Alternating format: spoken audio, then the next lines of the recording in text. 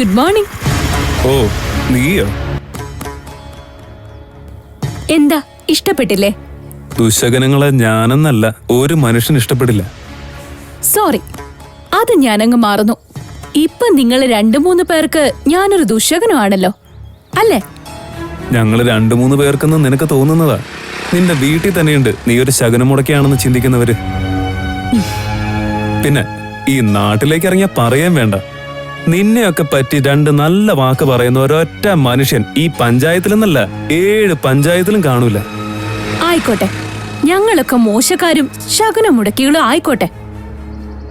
പക്ഷേ കളപ്പുരയ്ക്കൽ വീട്ടിലേക്ക് വലതുകാൽ കുത്തി ഞാൻ കയറുന്ന ആ നിമിഷം തൊട്ട് ഞങ്ങൾക്കുള്ള ദുഷ്പേരിന്റെ വാങ്ങൽ നിങ്ങൾക്കും കൂടി അവകാശപ്പെട്ടതാവും. കേട്ടിട്ടില്ലേ? ചന്ദനം ചാരിയ ചന്ദനം മണക്കുമെന്നും ചാണകം ചാരിയ ചാണകം മണക്കുമെന്നും. ഓഹോ, സ്വയം സമ്മതിച്ചല്ലോ നീയൊക്കെ വെറും ഒരു ചാണകമാണെന്ന്. അതേതായാലും നന്നായി. സ്വന്തം കുടുംബത്തെ പറ്റി ഇത്രയൊക്കെ തിരിച്ചറിവ് നിനക്കുണ്ടെന്ന് ഞാൻ കരുതിയില്ല കേട്ടോ. വഴി മാറിപ്പൊടി. അതെ, ഇപ്പൊ എന്നെ പരിഹസിച്ച ഈ നാവ് കൊണ്ട് തന്നെ എന്നെ ഏട്ടത്തെ അമ്മാന്ന് വിളിക്കാനുള്ളതാ. അത് മറക്കണ്ട. ശരിക്കും ഏട്ടാന്ന് വിളിക്കാൻ കൊതിച്ചവളാ ഞാൻ. പക്ഷേ വിധി ഏട്ടത്തെ എന്ന് വിളി കേൾക്കാനാ. എന്റെ ഒരു ഭാഗ്യേ. പിന്നെ അതൊരു മഹാഭാഗ്യം തന്നെയാ. നീ പറഞ്ഞില്ലേ ദേ ഈ നാവ് കൊണ്ട് നിന്നെ ഏട്ടത്തിയമ്മാന്ന് വിളിപ്പിക്കുമെന്ന്. അതേതായാലും ഈ ജന്മത്ത് നടക്കാൻ പോകുന്നില്ല. എന്നാലും നീ അതോർത്ത് വിഷമിക്കേണ്ട കാര്യമൊന്നുമില്ല. നിന്നെ വിളിക്കേണ്ട ഏതെങ്കിലും ഒരു സാഹചര്യം എനിക്കോ വിഷ്ണുവിനോ ഉണ്ടായ അപ്പൊ ഞങ്ങളിതേ ഇങ്ങനെ വിളിച്ചോളാം. അത് കേൾക്കുമ്പോ വാല് മാട്ടി ഒന്നങ്ങോടി വന്നേച്ചാ മതി. അല്ലേലും ആ വിളി കേൾക്കുമ്പോ നീ ഓടി വരുമെന്ന് എനിക്കറിയാം. കാരണം ഞങ്ങളുടെ വീട്ടിൽ നിന്നെ അല്ലാതെ വേറെ ആരെ അങ്ങനെ വിളിക്കാനുള്ളത്? നീ കുറച്ചാ പേടിക്കുന്ന ജനസലടി കളപ്പുരയ്ക്കൽ ആണുങ്ങൾക്ക്. അത് വഴിയെ നിനക്ക് മനസ്സിലായിക്കോളും. ആ പിന്നെ ഇത്തിരി കൂടി ശബ്ദത്തിലൊക്കെ കുരയ്ക്കാൻ പഠിച്ചേക്ക്. അത് നിന്റെ അമ്മയോടും അമ്മാവനോടൊക്കെ പറഞ്ഞാ മതി. അവര് നന്നായിട്ട് പഠിപ്പിച്ചു തരും.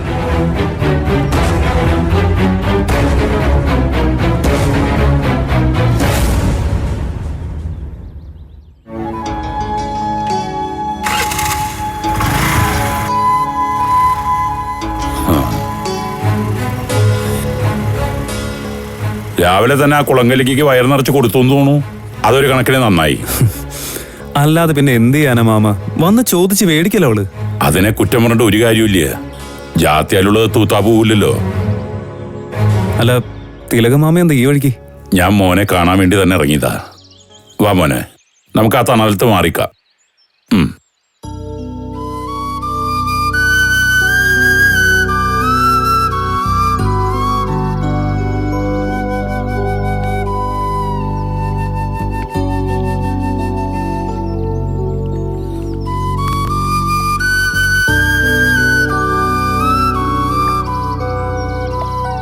എന്താ മാമ വിശേഷിച്ച്? ഒന്ന് വിളിച്ചിരുന്നെങ്കിൽ ഞാൻ അങ്ങോട്ടേക്ക് വരുമായിരുന്നല്ലോ. അതറിയാഞ്ഞിട്ടല്ല മോനെ, പുറത്തു വെച്ചാവുമ്പോ സൗകര്യത്തിന് സംസാരിക്കാലോ എന്ന് കരുതി. എന്താ വല്ല പ്രശ്നമുണ്ടോ? പ്രശ്നങ്ങളേ ഉള്ളൂ നമുക്ക് ചുറ്റും. ഹിന്ദുവിന്റെ ചില കാര്യങ്ങൾ മോനോട് സൂചിപ്പിക്കണമെന്ന് കരുതി കുറച്ചു നാളുകളായി. വിളിച്ചു പറഞ്ഞാലൊന്ന് പലവട്ടം ആലോചിച്ചതാ. പിന്നെ തോന്നി വേണ്ട, നേരിലാവാന്ന്. അവളിപ്പോ വല്ലാത്തൊരവസ്ഥയിലാ മോനെ ഉള്ളത്. നടുകടലിൽ ഒറ്റപ്പെട്ടു പോയ പോലെയാ ഇന്ദുമോളിപ്പോ ഉള്ളത്. എങ്ങോട്ട് നീന്തിയാലാ കരപറ്റുക എന്നുള്ളത് എന്റെ കുട്ടിക്ക് ഒരു നിശ്ചയമില്ല. കൈ നീട്ടിക്കൊടുത്ത് രക്ഷിക്കാൻ പാകത്തിന് എന്റെ കയ്യിൽ നീളവും ഇല്ല. മോന് മാത്രമേ ഇനി അവളെ രക്ഷിക്കാൻ കഴിയുന്ന എനിക്ക് തോന്നണത്. അല്ല ഞാൻ എന്ത് ചെയ്യണമെന്ന മാമ പറഞ്ഞു വരുന്നത്? ഇപ്പൊ വിവാഹത്തിന് സമ്മതമല്ലെന്ന് പറഞ്ഞ് ഇന്ദു വാശി പിടിക്കുന്നതിന് പിന്നിൽ എന്തോ ഒരു കാരണമുണ്ട്. ശിവനും ഗൗരിയും ഞാനും വിഷ്ണു ഒക്കെ ആവുന്നത്ര പറഞ്ഞിട്ടും അവളുടെ തീരുമാനത്തിന് ഒരു കുലുക്കമില്ല. പുറമെ അവൾ പറയുന്നതൊക്കെ വെറുതെയാണെന്ന് എനിക്ക് നന്നായിട്ട് അറിയാം മോനെ. അതുമല്ലാത്ത എന്തോ ഒന്ന് എന്റെ കുഞ്ഞിനെ അലട്ടുന്നുണ്ട്. പിറന്ന് വീണപ്പോ തൊട്ട് അതിനെ കാണുന്നതല്ല ഞാൻ. അങ്ങനെ ഒരു തോന്നൽ എനിക്കും ഇല്ലാതില്ല. ഇനി മഹിത അങ്ങോട്ടേക്ക് വരുന്നുകൊണ്ടാവുമോ എന്നും ഞാൻ ചിന്തിച്ചു. പക്ഷെ മറ്റു മാർഗങ്ങളുള്ളപ്പോ ഇത്രമേൽ നിർബന്ധം അതിനുവേണ്ടി കാണിക്കേണ്ട കാര്യമില്ല. വിവാഹം കഴിഞ്ഞാൽ ഞങ്ങൾക്ക് മാറി താമസിക്കേണ്ട ആവശ്യമേ ഉള്ളൂ. അതെ, ആ വഴിക്കൊക്കെ ഞാനും ആലോചിച്ചു. അങ്ങനെയാണ് ഇതിന് പിന്നിൽ മറ്റെന്തോ കാരണമുണ്ടെന്ന് എനിക്ക് തോന്നി തുടങ്ങിയത്. എന്തായാലും അത് കണ്ടുപിടിക്കാൻ ഭൂമിയിൽ ഒരാൾക്ക് കഴിയുമെങ്കിൽ അത് മോനെ കൊണ്ടേ പറ്റൂ. അത് ഞാൻ കണ്ടുപിടിച്ചോളാം മാമ. ഉള്ളു തുറന്നൊന്ന് സംസാരിച്ച എന്റെ ഇന്ദുവിന് ഒന്നും എന്നോട് മറയ്ക്കാൻ കഴിയില്ല. ആ ബോധ്യം എനിക്കുണ്ട്. എന്നാലും എന്തോ മനസ്സിന് വല്ലാത്തൊരു വേദന. എന്റെ മോള് ആ തീരുമാനത്തിൽ തന്നെ ഉറച്ചു പോകുമെന്നോ? ഒരിക്കലും ഇല്ല മാമ. അങ്ങനെ ഒരു ഉറച്ച തീരുമാനം ഒന്നും എടുക്കാൻ ഇന്ദുവിന് കഴിയില്ലെന്ന് എനിക്ക് നല്ല വിശ്വാസമുണ്ട്. അല്ലെങ്കിൽ പിന്നെ നേരുകൊണ്ട് സ്നേഹിക്കുന്നവരുടെ പ്രണയത്തിന് എന്തർത്ഥമാണ് മാമ ഉണ്ടാവുക? പിന്നെ ഓരോരോ സാഹചര്യങ്ങളാണ് മനുഷ്യനെ കൊണ്ട് ഓരോരോ തീരുമാനങ്ങൾക്ക് എടുപ്പിക്കുന്നത്. ആ സാഹചര്യങ്ങൾക്ക് മാറ്റം വന്നാൽ മാറാവുന്നതേ ഉള്ളൂ നമ്മളെടുക്കുന്ന തീരുമാനങ്ങൾക്കും. അതിന് ഏത് ദൈവത്തിന് കൊടുത്ത ഉറപ്പുകളാണെങ്കിൽ പോലും. ഞാൻ ഇങ്ങനെയൊക്കെ ചിന്തിക്കുകയും പ്രവർത്തിക്കുകയും ചെയ്യുന്ന ആളാ. സ്നേഹം സത്യമാണോ എങ്കിൽ കാത്തിരിപ്പുകൾക്കും അർത്ഥമുണ്ടാവും. ഇപ്പോ എനിക്കെന്തോ ആശ്വാസം തോന്നുന്നു. എല്ലാം ശരിയാവുന്നു. ആരോ മനസ്സിലിരുന്ന് മന്ത്രിക്കുന്ന പോലെ. ഇങ്ങനെ തോന്നിയിട്ടുള്ളതൊന്നും എന്റെ ജീവിതത്തിൽ നടക്കാതെ പോയിട്ടില്ല. അപ്പൊ ഇനി അത് ഓർത്ത് തിലകം മാമ ടെൻഷൻ ആവണ്ട. എന്തോ അവൾക്ക് ഇഷ്ടമുള്ള പോലെ ഇപ്പൊ അങ്ങ് ഒഴുകട്ടെ. അവൾ അറിയാതെ സ്നേഹം കൊണ്ട് ഞാനൊരു ചാല് കീറിയിട്ടുണ്ട്. ഏതിലൂടെയൊക്കെ ഒഴുകിയാലും ഒടുക്കം ആ ഒഴുക്ക് എന്നെ തന്നെ അവസാനിക്കും. ഇല്ലെങ്കിൽ മാമ കണ്ടോ? അതങ്ങനെ തന്നെ ആവട്ടെ. അത് കാണാനാ ഈ മാമയ്ക്ക് ആഗ്രഹം. പിന്നെ ഒരു വേവലാതി, ശിവന്റെ കല്യാണം ഓർത്ത. എന്താ ചെക്കൻ ഇങ്ങനെയെന്ന് എനിക്ക് മനസ്സിലാവാത്ത. അതെന്തായാലും ദേവനും വിഷ്ണുവും കൂടി തടയണം. ഒരു കാരണവശാലും അത് നടക്കാനിടയാവരുത്. മാമ, ഇത്രയും നാളും വിവാഹമേ വേണ്ടെന്ന് വെച്ച ആളാ ശിവേട്ടൻ. തീക്കൊള്ളി കൊണ്ട് ചൊറിഞ്ഞാ പൊള്ളുവെന്ന് ആരും പറഞ്ഞു മനസ്സിലാക്കേണ്ട പ്രായമൊന്നല്ല ശിവേട്ടനുള്ളത്. മഹിതയെക്കുറിച്ച് ചിന്തിച്ചു തുടങ്ങുമ്പോഴേ ഏട്ടൻ അറിയാം ഈ കാര്യത്തിന് ആരും സമ്മതിക്കില്ലെന്ന്, ഈ ബന്ധം ശാശ്വതമാവില്ലെന്നും. പിന്നെയും വാശി പിടിച്ച് നേടാൻ ശ്രമിക്കുന്നത് എന്തിനു വേണ്ടിയാവൂന്ന് നമ്മൾ ചിന്തിക്കുന്നതിന്റെ 1000 ഇരട്ടി ഏട്ടനും ചിന്തിച്ചു കാണും. അതിന് എന്തെങ്കിലും ഒരു ഉത്തരം ഏട്ടനും കിട്ടിയിട്ടുണ്ടാവും. ആരോടാണെങ്കിലും പറയാനുള്ളത് പറഞ്ഞല്ലേ നമുക്ക് പറ്റൂ മാമ. ബാക്കിയൊക്കെ അവരവരുടെ ഇഷ്ടം. ഈ വിവാഹം ശിവേട്ടന്റെ ഇഷ്ടത്തിന് നടന്നാ പിന്നെ എന്തു വേണമെങ്കിലും ഞങ്ങൾക്ക് ഞങ്ങളുടെ ഇഷ്ടം പോലെ തീരുമാനിക്കാനാവും. എന്തായാലും മഹിത കളപ്പൊരിക്കൽ വന്ന് കയറുന്നതുകൊണ്ട് ഞങ്ങൾ ആരും നശിക്കാൻ പോകുന്നില്ല. നശിക്കാൻ പോകുന്നത് ശിവേട്ടൻ തന്നെയാ. ദൈവം ഒരാളെ നശിപ്പിക്കാൻ വിധിച്ചാ നമുക്കത് തടയാൻ കഴിയില്ലല്ലോ മാമ. എങ്കിലും നമുക്ക് പ്രതീക്ഷിക്കാം, ഒപ്പം പ്രാർത്ഥിക്കുകയും ചെയ്യാം അങ്ങനെ ഒന്നും ഉണ്ടാവല്ലേ എന്ന്. മാമ, സമയം പോണ്. ബെല്ലടിക്കുന്നതിന് മുന്നേ എനിക്ക് ക്ലാസ്സിലെത്തണം. ഓ, ഞാനത് മറന്നു. മോൻ ചെല്ലേ.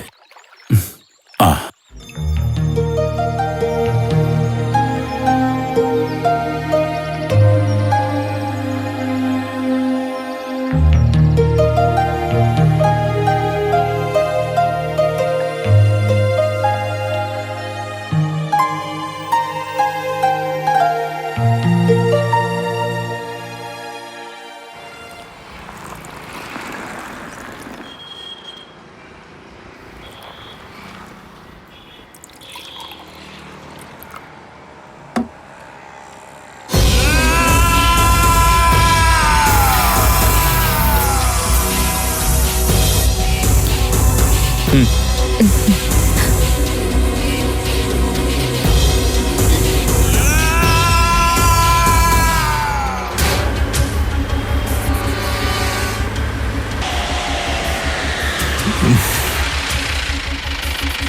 അച്ഛൻ്റെ ഫ്രണ്ട് ആ സർക്കിൾ വരുന്നുണ്ടല്ലോ.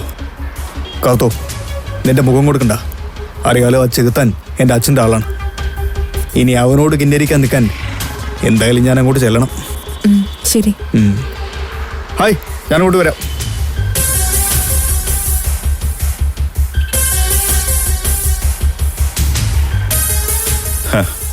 ആലപ്പുഴ കോടതിയിൽ ഒരു കേസ് ഉണ്ടായിരുന്നു. പോയിട്ട് വരുന്ന വഴിയാ. വിജയൻ ഇതെങ്ങോട്ടാ? ഞാനൊന്ന് എറണാകുളത്തേക്ക് പോവാ. ഒരു ചായ കുടിക്കാൻ കരുതാ. ഓ ശരി. ആ, എന്തായി തന്റെ സഹോദരന്റെ പരോളിന്റെ കാര്യം? ഒക്കെ ശരിയായിട്ടുണ്ട്.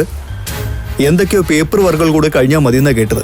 ആ വരട്ടെ വരട്ടെ, കൃഷ്ണനും കൂടി ഒന്ന് വരട്ടെ. എങ്കിലേ കളിക്കൊരു മുറക്കുണ്ടാവും. ഞാനിരിക്കുന്നിടത്തോളം കാലം നിങ്ങൾ ആ കുട്ടനാട്ടിലെ രാജാക്കന്മാർ. അത് പിന്നെ ഞങ്ങൾക്ക് അറിഞ്ഞൂടെ?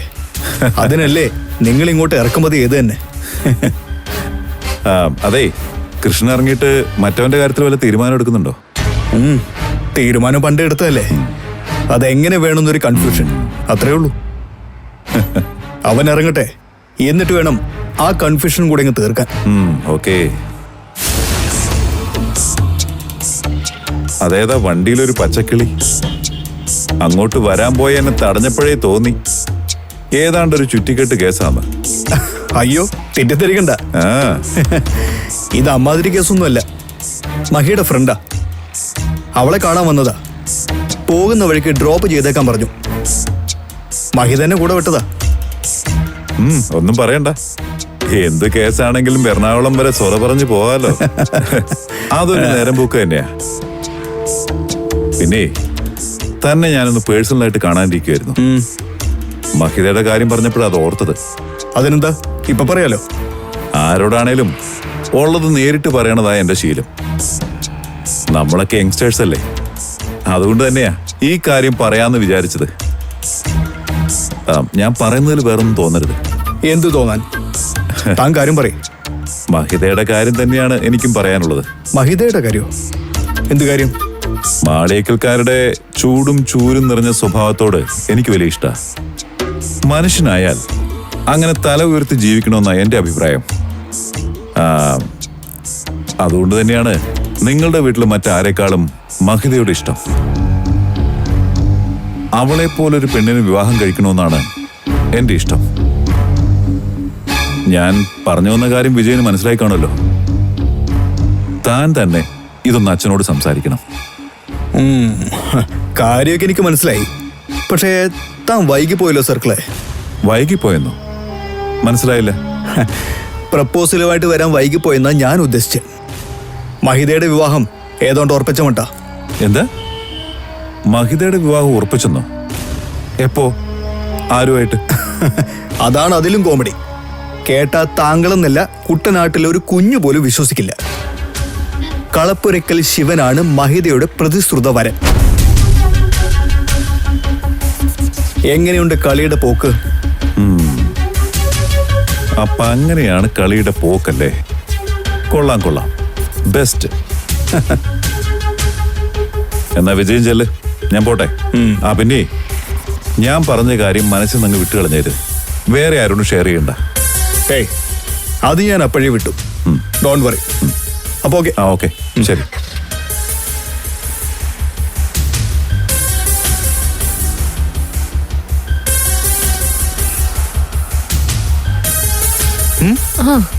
അല്ല, കിന്നാരം കഴിഞ്ഞോ? കഴിഞ്ഞു, പോവാം.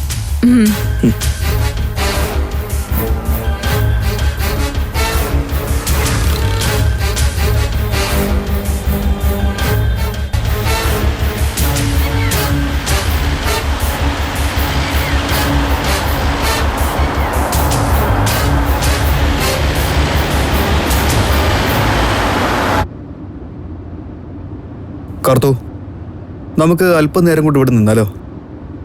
എനിക്ക് കുറച്ചു നേരം കൂടി നിന്നോട് സംസാരിക്കാനുണ്ട്. അതിനെന്താ ഉണ്ണേട്ടാ?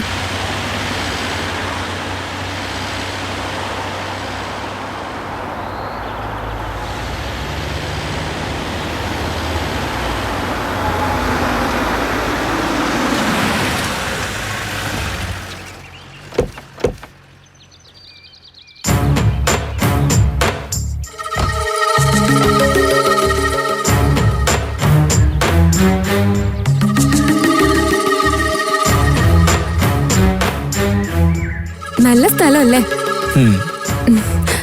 ശരിക്കും ഇന്ദു വെച്ച് എന്ത് ഭാഗ്യവതിയാ. അതെന്താ? എന്ത് ഭംഗിയുള്ള സ്ഥലങ്ങളാ ഞാനിന്ന് കുട്ടനാട്ടിൽ കണ്ടതൊക്കെ. ഒരു രക്ഷയില്ല. അങ്ങനെ നോക്കിയാ കാർത്തൂൻ ചേച്ചിയെ പോലെ ഭാഗ്യവതി തന്നെയാ. എങ്ങനെ? കുട്ടനാട്ടിലുള്ള ഒരാൾ തന്നെ പങ്കാളിയായി കിട്ടിയില്ലേ? ഓ, അങ്ങനെ. അതെ, അങ്ങനെ തന്നെ. പക്ഷേ കാർത്തൂനെയും കെട്ടി ഇവിടെ ജീവിക്കാനാവില്ലെന്ന് ഓർക്കുമ്പോൾ എനിക്ക് സങ്കടമുണ്ട്. അതെന്താ ഇവിടെ ജീവിച്ച? അതിന് ഒരുപാട് കാരണങ്ങളില്ലേ കാർത്തു? കുറച്ചൊക്കെ നിനക്കും അറിയാവുന്നല്ലേ. സത്യം പറഞ്ഞ മാളേക്കൽ വീട് മാത്രമല്ല, ഈ നാട് തന്നെ ഞാൻ വെറുത്തുപോയി. എല്ലാം ശരിയാവും ഉണ്ണീട്ടാ. എവിടെ ശരിയാവാൻ? എൻ്റെ വീട്ടിലുള്ളവരൊന്നും ഒരു കാലത്തും ശരിയാവാൻ പോകുന്നില്ല. ഞാൻ ഈ ഭൂമിയിൽ ഏറ്റവും കൂടുതൽ വെറുക്കുന്ന ആരെയാണെന്ന് നിനക്കറിയോ? ഇല്ല. മാളിയേക്കൽ വിക്രമൻ എന്ന എൻ്റെ അച്ഛനെ, പിന്നെ അയാളുടെ പെങ്ങൾ ഊർമിളാൻ്റെ. ഇതുപോലെ രണ്ട് വിഷജന്മങ്ങൾ. എനിക്ക് മടുത്തു കാർത്തു അവരുടെ ഇടയിലുള്ള ജീവിതം. സത്യം. പക്ഷേ ഉണ്ണിയേട്ടന്റെ അമ്മയും മാമനും നല്ലവരല്ലേ? അവരില്ലേ ഉണ്ണിയേട്ടന്റെ കൂടെ? ആ പാവങ്ങൾ രണ്ടും ഉള്ളതാ ശരിക്കും എനിക്കൊരു ആശ്വാസം. അച്ഛൻ്റെ ദുഷ്ടത്തരങ്ങൾ സഹിക്കിടുമ്പോൾ എത്രയോ വട്ടം ഞാൻ അമ്മയോട് പറഞ്ഞിരിക്കുന്നു, അയാൾ ഉപേക്ഷിച്ചിട്ട് നമുക്ക് പോവാന്ന്. പക്ഷെ എന്തോ അമ്മയ്ക്കതിന് കഴിയുന്നില്ല. അമ്പലങ്ങളായ അമ്പലങ്ങൾ മുഴുവൻ കയറി നടന്ന് അതിന് വലിയൊരു പ്രതീക്ഷയാ അച്ഛൻ എപ്പോഴെങ്കിലും നന്നാവൂന്ന്. ആ ഊർമിളാൻഡ് ചത്തിരുന്നെങ്കിൽ അച്ഛൻ പണ്ടേ നന്നായേനെ. ഇങ്ങനെ പോയാ അവരുടെ മരണം മിക്കവാറും എന്റെ കൈകൊണ്ടാവും. ഉണ്ണിയേട്ടാ, അരുതാത്തൊന്നും പറയരുത്. ഉണ്ണിയേട്ടന് അവരെ പോലെ ദുഷ്ടത്തരം ചിന്തിക്കാൻ തുടങ്ങിയ പിന്നെ അവരുമായിട്ട് എന്താ വ്യത്യാസം? വേണമെന്ന് വെച്ച് ചിന്തിച്ചു പോകുന്നതല്ല കാർത്തു. അവരൊറ്റയൊരുത്തിയാ നിന്റെ കുടുംബം ഇല്ലാതാക്കിയത്. അവരുടെ പാവാടത്തുമ്പിലെ കളിപ്പാട്ട് മാത്രമാ എൻ്റെ അച്ഛൻ. നിങ്ങളുടെ അവസ്ഥ ഓർക്കുമ്പോഴാ ഞാൻ ഇങ്ങനെയൊക്കെ ചിന്തിച്ചു പോന്നെ. അമ്മ പറഞ്ഞ് മേനോനങ്കിളിനെ എനിക്ക് നന്നായിട്ട് അറിയാം. അത്രയും നല്ലൊരു മനുഷ്യനല്ലേ ഇവരൊക്കെ ചേർന്ന് ചതിച്ചത്. അതുകൊണ്ടല്ലേ അങ്കിളിന് ആത്മഹത്യ ചെയ്യേണ്ടി വന്നത്. നിനക്കൊരു സത്യം അറിയാം കാർത്തു? സത്യത്തിൽ ഞാൻ നിന്നെ സ്നേഹിക്കുന്നത് തന്നെ ഒരു പ്രായശ്ചിത്തമായിട്ടാ. പ്രായശ്ചിത്തോ? എന്ത് പ്രായശ്ചിത്തം? എൻ്റെ അച്ഛനും ആൻറ്റിയും കൂടെ ചതിച്ചതുകൊണ്ടാണല്ലോ നിങ്ങൾ വഴിയാധാരായത്. അതിനൊരു പ്രായശ്ചിത്തമായിട്ട് കൂടിയാ ഞാൻ നിന്നെ പ്രാണന് തുല്യം സ്നേഹിക്കുന്നത്. നിന്റെ സ്നേഹം എന്നെ തൊട്ടില്ലായിരുന്നെങ്കിൽ ഞാൻ എന്നെ മരിച്ചേനെ. നീയാണ് ഇപ്പോഴെന്നെ ജീവിക്കാൻ പ്രേരിപ്പിക്കുന്ന തന്നെ.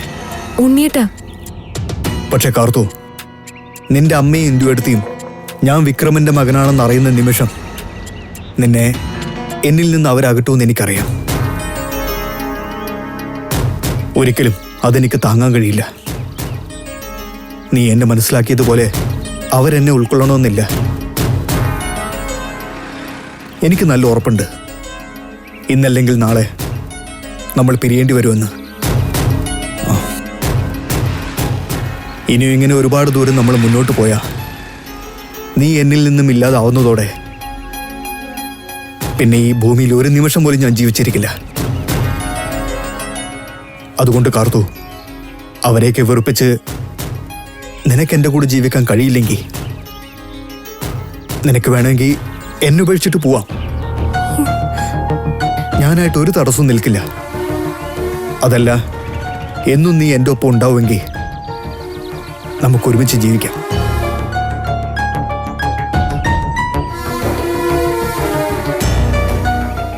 ഇല്ല ഉണ്ണീട്ടാ, നിങ്ങളെ പിരിയാൻ ഈ ജന്മം എനിക്ക് കഴിയില്ല. കാരണം വേണമെങ്കിൽ നിങ്ങൾക്ക് എന്നെ ചതിക്കായിരുന്നു. പക്ഷേ അത് ചെയ്തില്ല. പകരം പരിചയപ്പെട്ട തുടക്കത്തിൽ തന്നെ നിങ്ങൾ ആരാന്ന് എന്നോട് തുറന്നു പറഞ്ഞു. ഉണ്ണീട്ടിനത് പറഞ്ഞില്ലായിരുന്നെങ്കിൽ ഒരുപക്ഷെ ഞാൻ ആ സത്യം അറിയ പോലും ഇല്ലായിരുന്നു. എല്ലാം തുറന്നു പറഞ്ഞ് സ്നേഹിക്കാൻ കാണിച്ച ഈ മനസ്സിനെ ഞാൻ എങ്ങനെ വെറുക്കാനാ? എനിക്കതിന് കഴിയില്ല ഉണ്ണീട്ടാ. ജീവിക്കുകയാണെങ്കിലും മരിക്കുകയാണെങ്കിലും അത് ഒരുമിച്ച് മതി. മതി, ഈ വാക്ക് മതി എനിക്കിനി മുന്നോട്ട് പോകാൻ. ഇതൊന്ന് കേൾക്കാൻ മാത്രമാണ് ഞാൻ നിന്നെയും കൊണ്ട് ഇത്രയും ദൂരം വന്നു തന്നെ. കയറ്, നമുക്കൊരിടം വരെ പോകാനുണ്ട്.